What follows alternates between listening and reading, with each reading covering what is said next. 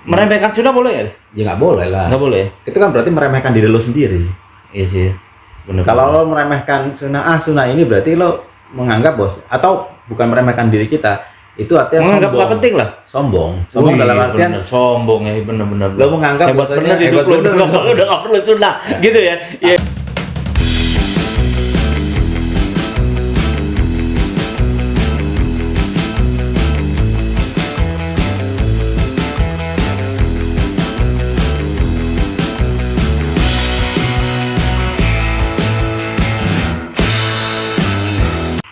Assalamualaikum warahmatullahi wabarakatuh.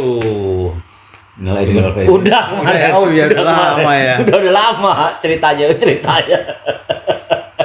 Gimana sekarang? Alhamdulillah. Mudik? Alhamdulillah. Lancar ya? Nggak yang macet gila-gilaan gitu. Macet, pas baliknya macet lah. Lumayan. Kena ya? Berapa jam jadi perjalanan? Mestinya itu kan 12 ngebut jam lo ya? 15 jam jadinya, 3 jam lah tambahannya plus. Ngebut ya? Gak juga. Kalau gue serem, kalau gue serem di jalan. Oke, teman-teman, ketemu lagi di channel kita ya, IQ. Semoga sehat-sehat semuanya. Kita juga sehat, jadi bisa sharing-sharing lah, tentang apapun, gitu. Dari kita habis Lebaran ya, puasa, terus temanya terus. Lebaran, maaf-maafan, ada temanya maaf waktu itu kan, Sedekah, ada sedekah gitu ya. Sekarang, nah, biasanya kalau habis Lebaran itu ada namanya puasa Syawal. Nah, puasa Syawal kan sunnah ya, lu? iya. Nah. Bahkan di kampung gue itu kalau belum selesai puasa Syawal itu nggak ada Lebaran. Maksudnya adalah gini, Lebaran biasa ada nih. Nah, setelah selesai Lebaran biasa, hari ke-7 gitu kan ya, pas seminggu setelah Lebaran itu baru namanya ada puasa ketupat. Lebaran ketupat. Jadi digas puasa Syawal terus. Iya. Jadi Lebaran ketiga, hari ketiga, hari kedua itu langsung puasa. Langsung puasa. Nah, selesai itu nanti dirayakan Baru lagi, itu, namanya Lebaran ketupat. Nah, itu baru Lebaran ya. Baru itu Lebaran. Wah, itu gawat juga. Keren juga itu. Jadi gue juga biasanya gitu. Lebaran ke hari ketiga gitu ya. Setelah ini gue Syawal tuh biasanya. Tapi kalau gue nggak kemana-mana. Gue di rumah, paling ke rumah adik gue atau kakak gue gitu. Tapi kalau abis Lebaran muter, wah itu nggak puasa tuh. Ngelihat makanan, bakso, pempek, apalagi, wah tuh gokil lah pokoknya lah. Itu gue langsung puasanya nanti aja lah. Nah sekarang berpuasa. Nah ngomongin sunnah, Riz. Nah ini kebetulan nih. Jadi ada yang lo nggak puasa Syawal, alah sunnah ini nggak apa-apa kan, nggak dosa kan. Jadi patokannya dosa nih. Lo nggak terawih, alah sunnah ini gitu. Apalagi yang sunnah ya? Masuk masjid nggak sholat sunnah gitu. Sunnah ini. Jadi kayak gimana ya? Sunnah itu yang tertanam tuh nggak dosa aja, ngerjain nggak dosa ini, ngerjain yang dosa aja susah. Artinya mungkin selama ini ngerjain sesuatu karena dosa aja. Nah mungkin ya karena menghindari dosa. Iya, karena menghindari dosa, menggugurkan kewajiban itu. Nah jadi sebetulnya mungkin gue pengen tahu, terus teman-teman juga mungkin pengen tahu kedudukan sunnah tuh gimana sih, Riz? Antara yang wajib itu loh. Maksud gue juga udah pernah pelajarin maksudnya, tapi gue lupa. Sunnah muakkad lah, sunnah apa gitu kan.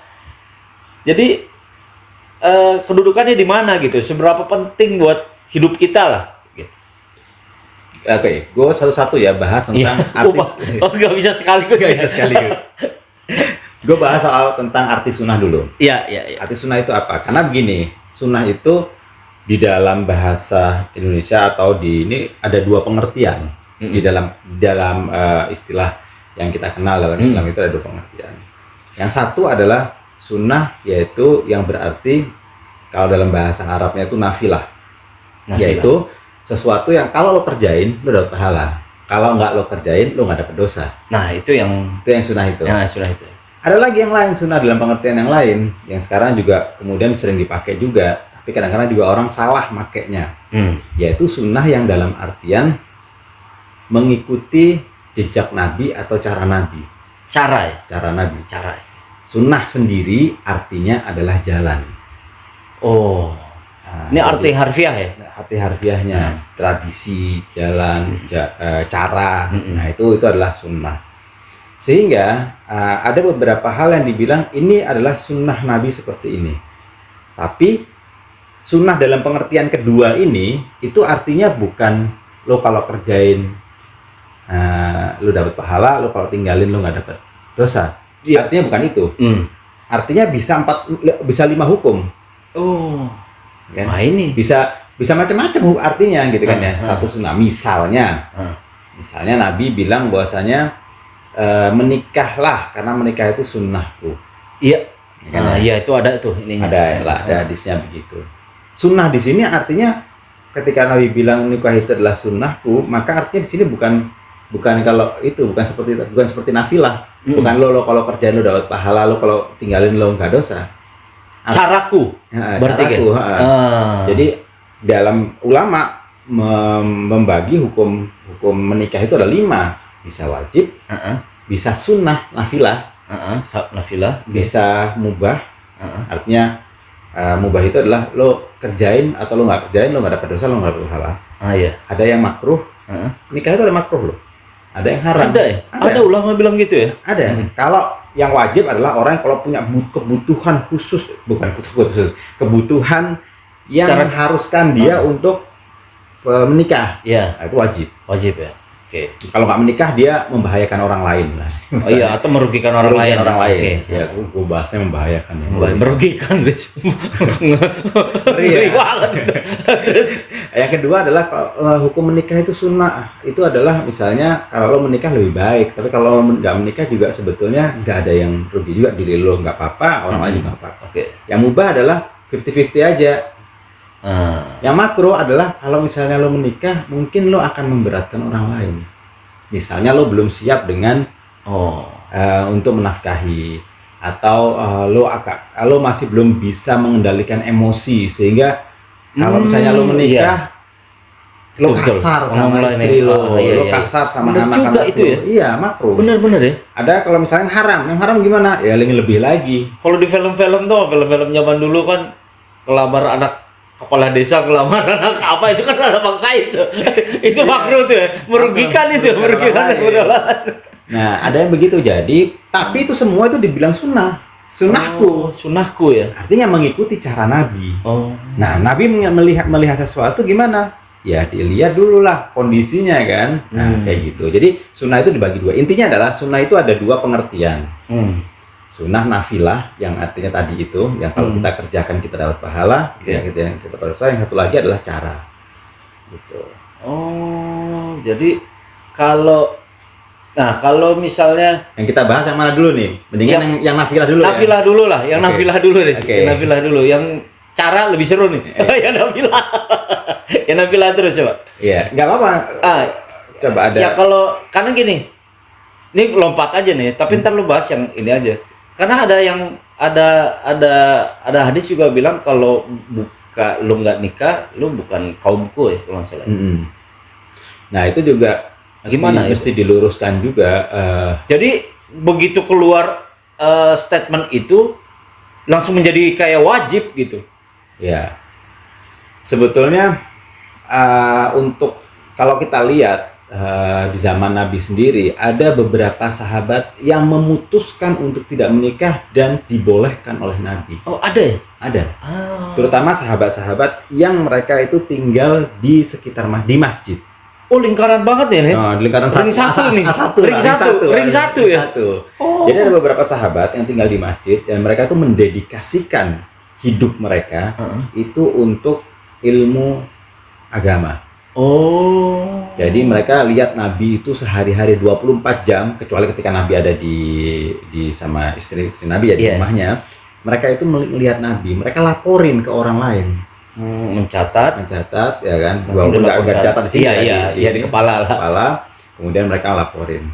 Nah, mereka menganggap kalau seandainya gue nggak ada di sini, maka ada yang hilang rantai itu ya.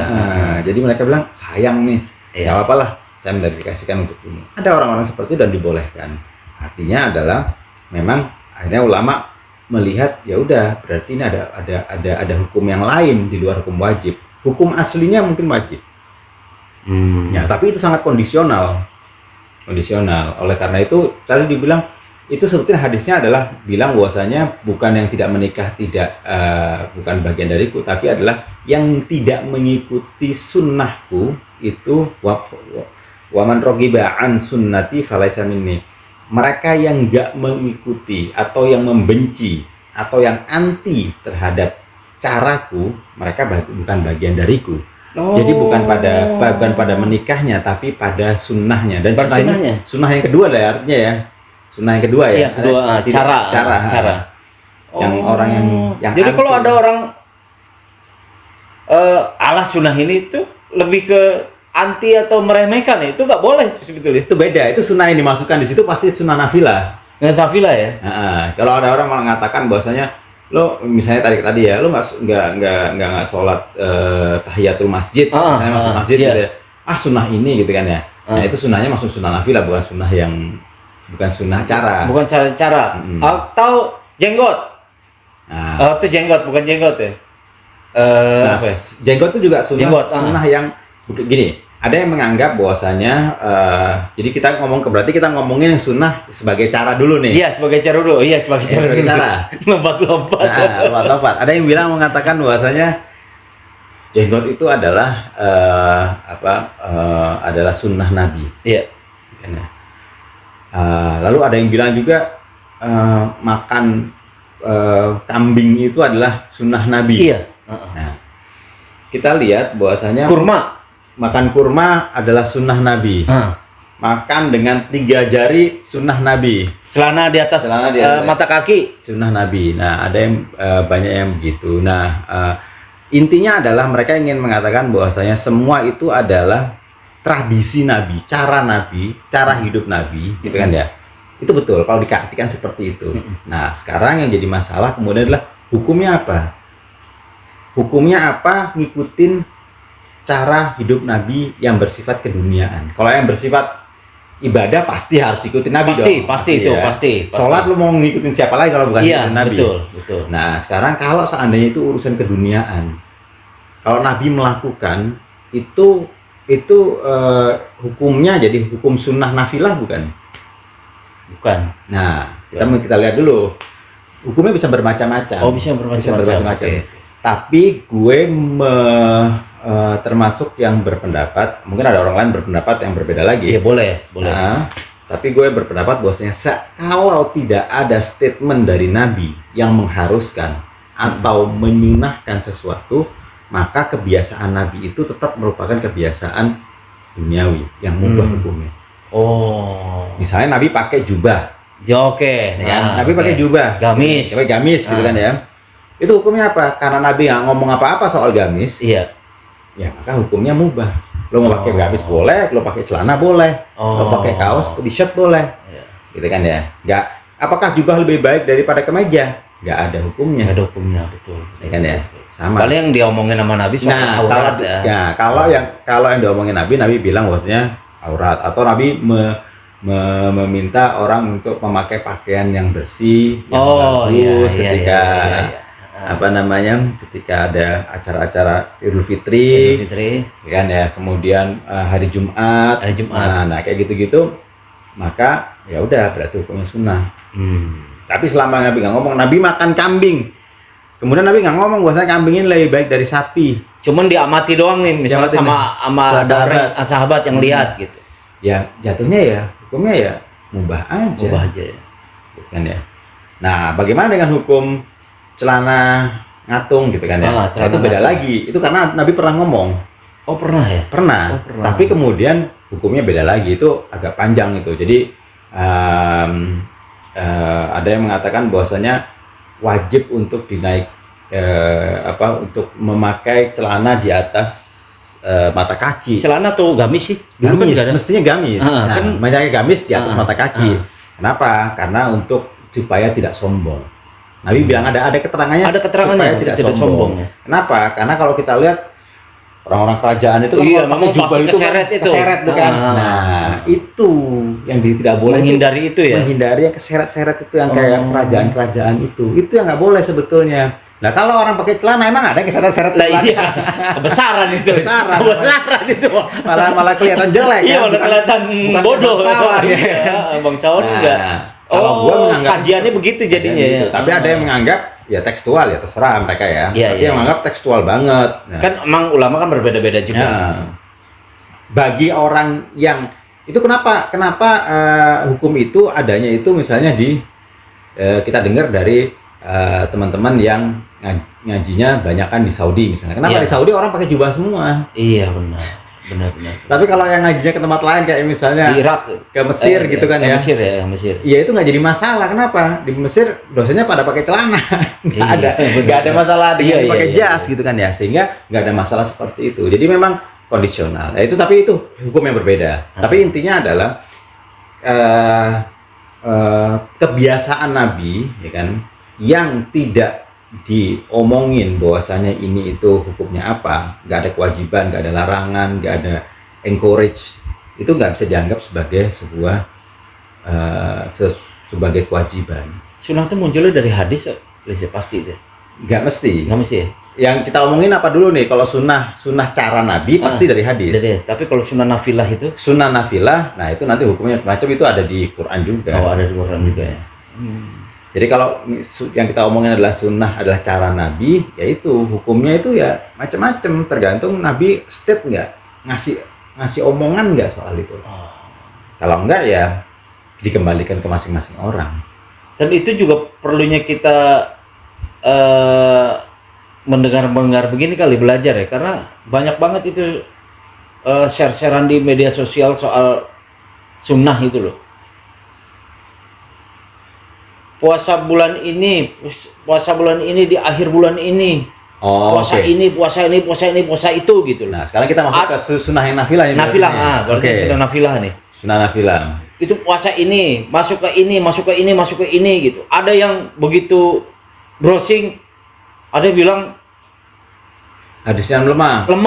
ada yang bilang memang harus gitu. Dengan sekali puasa sama juga 1000 kali apa gitu. Itu kan dasar-dasar tulis. Oke. Jadi sebetulnya kalau bagi kita yang awam itu kan agak bingung ya kalau ngikutin gitu ya. Mana yang benar sih ini? Lah, itu. Puasa nisfu Sa'ban ada nggak? Wah, Enggak, Saban gitu tuh kan. pasti sering Puasa kontroversial Rajab, tulis. Paling sering itu tulis. Puasa Rajab pada atau enggak? Nah, kita balikin dulu ke sebetulnya ke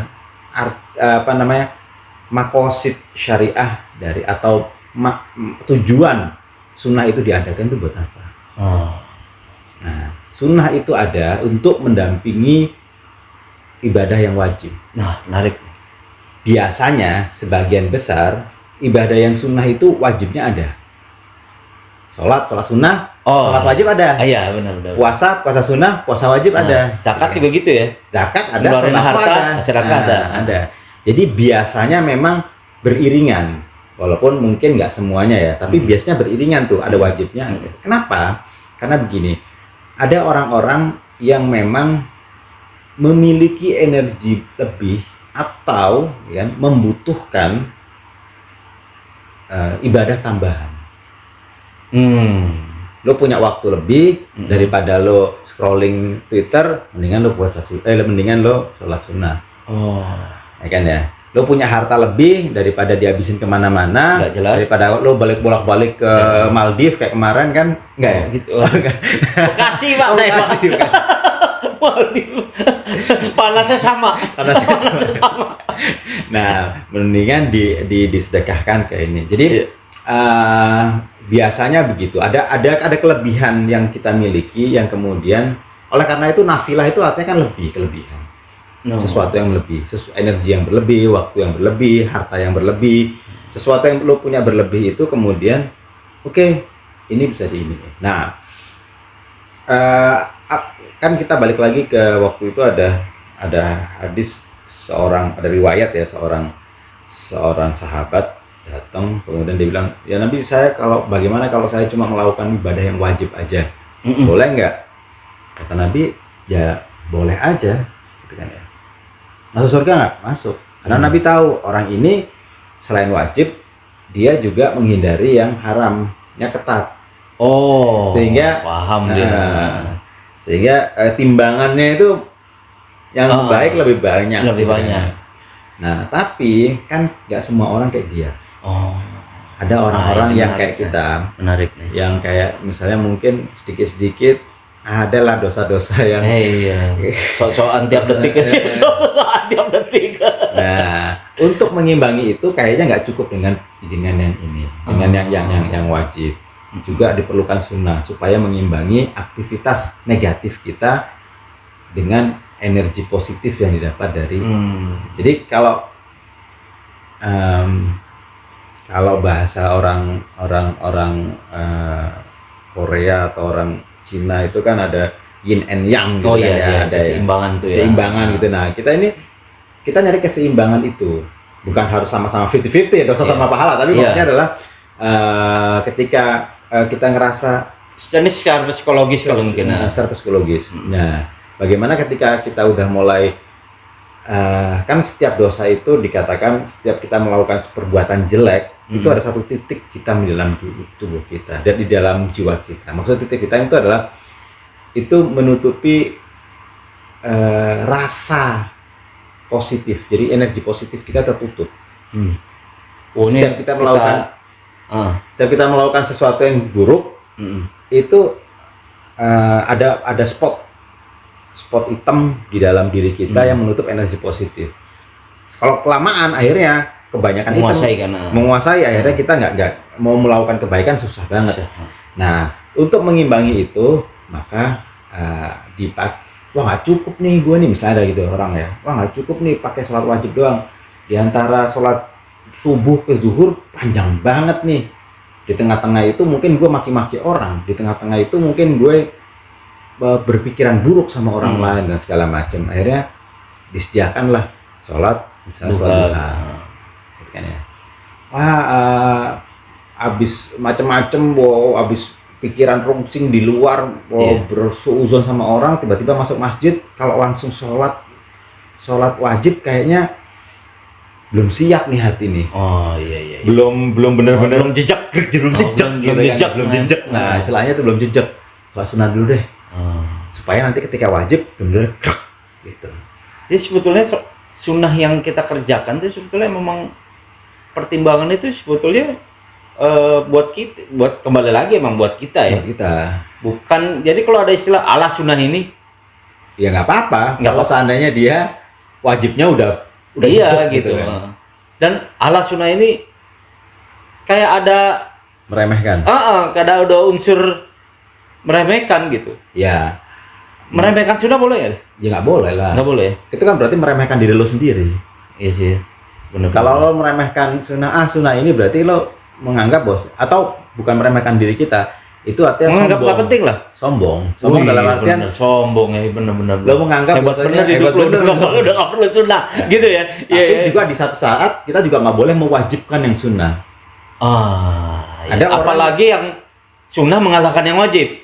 Nah, apalagi tuh ya. Jadi lu kejar sunnahnya tapi yang wajibnya jadi gua ingat Riz. Dia cerita sedikit ya. Ini kena banget nih.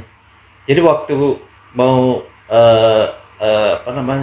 ceritanya pengen banget gue tahu rasanya nyium ajar raswat kayak apa kan. Terus ustadz gue yang ada kelas lo itu. Ada kelas lo ya waktu itu ya? Iya, ada kelas. Itu dia bilang gitu. Nggak usah gitu. Dari jauh tuh sama aja kata dia gitu. Cuman karena gue pengen kan. Kalau pengen ya udah, cuman jangan sampai yang sunnah mengalahkan yang wajib ya. Gue nggak paham tuh omongan kayak gitu. Bener, rupanya kalau lu masuk, lu bakalan sikut-sikutan itu, Riz. Iya. Nah, sikut-sikutan itu kan melukai orang, menyakiti orang tuh tidak itu kan hal yang wajib kan. Yeah. Artinya kan ya. Nah, dia ngomong kayak gitu, gue juga agak nggak paham. Akhirnya dia menjelaskan itu, gue langsung wah iya ya. Iya. Jangan sampai lu dosa-dosakan, sikut-sikutan lu berbuat untuk hal yang sunnah gitu. Iya. Itu sering banget ya. Terus apa lagi contohnya? Gue pernah dapet contoh juga tuh yang hal sunnah mengalahkan yang wajib tuh. Dari situ gue bilang, oh iya udah. Gue tangan gue begini, akhirnya terombang ambing. Gak bisa masuk juga. Nyampe juga. Nyampe itu lama tapi. Tangan gue sih begini. Terombang ambing sama orang-orang tinggi-tinggi. Jadi gitu ya. Jadi meremehkan juga Nggak boleh. nggak boleh. Mewajibkan yang Sunnah juga nggak boleh. boleh. Jadi kayak misalnya, lo menganggap bahwasanya sunnah tahiyatul masjid itu sunnah. Tapi ada orang masuk masjid nggak tahiyatul masjid, Lo tegur. lo marahin. Kenapa tadi nggak ini? Nggak boleh, ya biarin aja dia. Mungkin kasih tahu boleh. Pak, sebaiknya Bapak tadi sholat tahiyatul masjid dulu. Itu boleh. Gitu ya. Tapi kalau misalnya itu, tapi kan nggak ada orang seperti itu. Tiba-tiba begitu pasti tersinggung. Tapi misalnya kayak kemarin, nggak terawih gitu misalnya kan? nggak terawih. Misalnya ada gini, waktu ketika zaman pandemi gitu ya, orang nggak terawih. Nggak jumatan. Terawih dulu deh. Terawih dulu itu Sunnah sunnah ya. ya, lupa gue. Mohonnya. Ada orang nggak terawih di masjid gitu kan ya. Terus kemudian, wah, gitu. Tapi kan dia kan menghindari sesuatu yang haram, yaitu membahayakan diri sendiri. Oh, nah ini dia nih. Kalau dia datang waktu itu, waktu tinggi-tingginya pandemi ya, kemudian ya dia menganggap dia membahayakannya kalau misalnya dia terawih, maka dia memutuskan untuk tidak, gua tidak mengatakan bahwasanya terawih di masjid itu kemudian membahayakan dirinya. Iya, enggak. Itu masing-masing punya pemikiran lain. Tapi kita juga tidak boleh menganggap orang yang tidak terawih di masjid itu sebagai orang yang penting ini. Yang kita mengecilkan. Mereka. Mereka punya pandangannya sendiri. Ya. Oke. Jadi gimana, Des? Ya, kalau kesimpulan gue, kalau bisa disimpulkan yang tadi adalah sebetulnya ibadah sunnah itu kan selalu mengiringi, biasanya ya sebagian besar itu selalu mengiringi ibadah wajib. Kan ya, ada sholat wajib, maka kemudian ada sholat sunnah. Iya. Ada zakat, ada sedekah. Iya. Ada haji, ada umroh. Iya, kan iya, ya? iya. Selalu begitu. Nah, kenapa? Karena memang kita punya kebutuhan. Nah, kita punya kebutuhan. Kalau hanya melakukan ibadah-ibadah yang wajib aja, kayaknya kurang, gitu kan ya. Kayaknya ada kebutuhan jiwa kita. Okay. Nah, kebutuhan jiwa kita. Nah, kita konsentrasi jangan pada pahala, karena pahala itu urusan Allah. Jadi orientasi itu nggak pahala, kerjaan ini pahala, kerjaan bukan karena pahala. Untuk kita ya. Untuk kita, untuk kebutuhan jiwa kita. Kenapa? Karena kita tidak bisa memaksa Allah untuk memberikan pahala kepada kita, kan? Jadi pahala itu 100% urusan Allah ya. Itu urusan Allah. Allah yang menjanjikan, Allah yang sendiri yang akan memutuskan. Nah, kita hanya bisa mengerjakan itu untuk kebutuhan jiwa kita. Kalau saya gambarin, kalau gue gambarin, jiwa kita tuh kayak botol. Menarik nih. Jiwa kita tuh kayak botol. Ibadah-ibadah itu ibadah wajib, itu bisa memenuhi botol itu dengan air. Bisa memenuhi lah. Bisa penuh lah. Bisa penuh lah gitu. Jadi kalau isinya nih udah full gitu kan ya. Okay. Full dengan ibadah wajib gitu kan ya. Jadi kalau kita meninggal, botol kita kemudian kita mengerjakan ibadah wajib semua, sebetulnya botol itu full. Bisa full. Tetapi akan tetapi. Nah, ini akan tetapinya nih. Tetapi dalam perjalanannya mengerjakan wajib ini, ketika sudah mengerjakan wajib, kita kadang-kadang kepleset sesuatu yang haram. Tiba-tiba ngomongin orang. Nah, berkuranglah itu. Isi botol itu. Tiba-tiba kita berbohong. Berkuranglah. Gitu. Bocorlah dikit dan segala macam. Sehingga itu mungkin berkurang. Ibadah sunnah itu kemudian kita mencoba untuk menutupi kekurangan itu. Sehingga kekurangan-kekurangan tadi. Sehingga pada akhirnya botol jiwa kita itu tetap penuh. Tetap penuh. Bukannya kita kemudian membuat kita melupakan kejelekan itu kemudian ditutupi dengan kebaikan, nggak begitu juga. Tapi bagaimana ibadah sunnah itu mampu balikin hati kita yang bengkok gitu. Balik lagi gitu. Karena kita kalau udah full dengan wajib, lo bawa kepleset tumpah, kepleset karena bohong tumpah. Lirik-lirik tumpah lagi. Jadi untuk misalnya lu balik ke kiri, nah itulah yang untuk meluruskan lagi. Kalau enggak kan tumpah terus nih. Iya. Nah, ibadah sunnah itu balikin lagi dan ngisi lagi gitu. Nah, itulah fungsinya. Sehingga dengan demikian energi kebaikan di dalam jiwa kita itu terpenuh. Kita ibaratkan air tadi itu dalam botol itu adalah energi kebaikan. Wah, jadi apa namanya? Kalau jangan merasa, menurut gue jangan merasa dengan wajib lu udah cukup ya. Lu bilang tadi sombong gitu ya. Ya sombong. Orang sombong tuh. Sombong kalau berarti misalnya kita lu ngerasa wajib lu udah full tuh. iya, dan lu nggak Dan hidupnya nggak melakukan apa-apa. nggak melakukan Hebat banget lu. hal yang haram gitu ya. Iya. Dan lu nggak kepleset juga gitu. Nggak kepleset. Wah, hebat banget lu. Sombong berarti ya. Sampai nggak mengenal sunnah ya. Nah, Dan itu nggak boleh kayak gitu ya. nggak boleh. Nggak boleh. Artinya jangan meremehkan sunnah. Jadi kedudukan sunnah kalau disimpulkan secara satu kalimat apa deh? Sebagai pelengkap atau charger energi kebaikan. Nah, cakep ini itu charger ya. Charger. Iya, Kita iya. beli dari dikasih Allah itu baterainya udah full sebetulnya ya. Cuma perlu dicas lagi sedikit lah. Buat tambah-nambah tuh ya. Nambah-nambah. Ada bonus kita ambil sebetulnya. Iya. Iya nggak sih? Ada cara gitu ya. Dan beberapa sunnah itu adalah lewat kemudahan. Misalnya, Iya, gitu ya. misalnya orang musafir boleh mengqashar dan menjamak sholat. Sebagian ulama menganggap bahwasanya qashar itu adalah sunnah. Sebagian ulama ya, Iya, sebagian iya. yang lain mungkin menganggap sama aja. Iya, Tapi ada yang menganggap, kenapa? Karena itu adalah keringanan yang Allah berikan kepada lo. Iya. Kenapa nggak kita ambil? Kenapa nggak kita ambil? Nah, sebagian ulama menganggap itu adalah, sehingga lo ambil gitu kan. Nah, nggak mesti akhirnya sunnah itu dengan melakukan sesuatu. Iya, benar. Dengan mengambil kortingan aja kita Udah sunnah. Udah sunnah. Begitulah Dahsyat. rahmatnya Allah Subhanahu wa taala. Mantap. Jadi kalau makan ketupat banyak nggak sunnah. Gue brutal kemarin. Itu kacau itu. Sampai gue kemuncit lagi. Itu nggak penting. Oke. Terima kasih teman-teman. Semoga berguna sekali lagi buat teman-teman dan khususon buat kita berdua kayak penceramah beneran ini. Ya, semoga kita sehat selalu. Terima kasih. Assalamualaikum warahmatullahi wabarakatuh. Waalaikumsalam warahmatullahi wabarakatuh.